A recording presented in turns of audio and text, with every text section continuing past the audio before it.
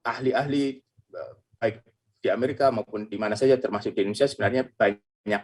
Tapi bagaimana kemudian kita mengevaluasi dan mengikuti rekomendasi itu, karena yang terjadi pada waktu Trump itu adalah lebih banyak memilih ahli-ahli yang dia sudah setuju pendapatnya gitu ya. Jadi bukan kemudian menjadikan ahli itu sebagai bahan pertimbangan, tapi lebih ke justifikasi untuk melakukan yang dia inginkan.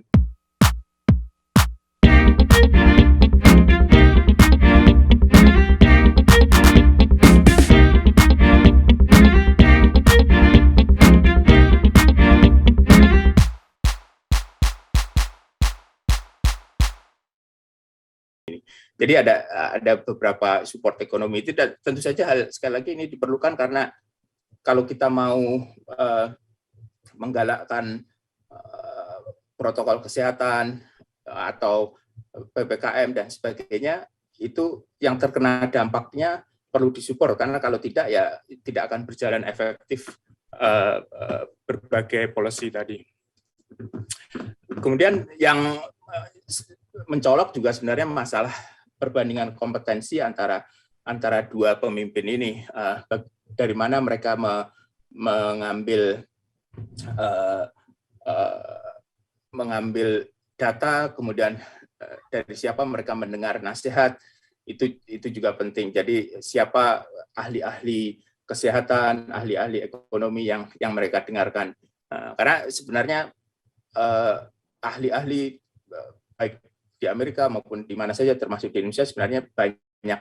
Tapi bagaimana kemudian kita mengevaluasi dan mengikuti rekomendasi itu, karena yang terjadi pada waktu Trump itu adalah lebih banyak memilih ahli-ahli yang dia sudah setuju pendapatnya gitu ya. Jadi bukan kemudian menjadikan ahli itu sebagai bahan pertimbangan, tapi lebih ke justifikasi untuk melakukan yang dia inginkan. Seperti pelonggaran social distancing, masalah tidak perlunya mask dan seterusnya. Kemudian juga salah satu hal yang sempat disorot di awal-awal pandemi ini adalah masalah supply chain, itu bagaimana masalah supply chain masker, kemudian APD atau PPE itu yang kemudian peralatan testing yang terasa sangat lambat di Amerika ini, sehingga kesulitan untuk cari berbagai keperluan penting tersebut. Kalau sekarang testing ini sudah ada di mana-mana dan gratis di mana-mana, semua orang bisa jalan saja ke supermarket untuk melakukan testing atau vaksinasi tanpa bahkan ya untuk sekarang banyak turis, istilahnya vaksin turis, itu orang luar negeri datang ke Amerika hanya untuk disuntik saja, karena nggak perlu apa-apa, cuma nunjukin paspor aja udah bisa bayar disuntik. sama sekali, Pak? Nggak bayar. Ya harus bayar pesawatnya aja. Ya. Yang terakhir mungkin masalah compassion. Jadi empati pemimpin terhadap rakyatnya yang sedang mengalami kesulitan ini. Nah, masalah compassion ini memang sesuatu yang mungkin sulit untuk dilatih gitu. Jadi memang tergantung orangnya gitu. Biden sendiri dari masa mudanya itu udah agak penuh dengan tragedi gitu. Jadi istri dan anaknya meninggal ketika dia umur 30 tahun.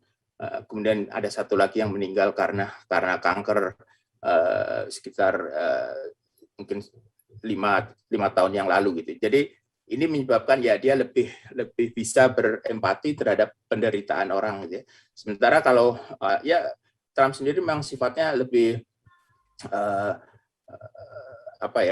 seenaknya kalau bicara gitu. Jadi mungkin orang yang sebenarnya berduka karena kehilangan, karena jadi korban, itu tidak merasa mendapatkan support dari pemimpinnya. Jadi masalah tone berbicara ini sangat penting gitu. Jadi jangan cenderung menyalahkan korban, tapi sebaliknya harus bisa melihat apa yang sedang mereka rasakan dan kemudian berusaha memberikan bantuan. Bahkan di zaman Trump sendiri dia tidak pernah menyebutkan berapa jumlah korban yang ada. Baru di Biden ini ada candlelight vigil, ada recognition terhadap krisis yang sedang terjadi, kemudian juga berempati atau bersimpati kepada korban-korban yang berjatuhan.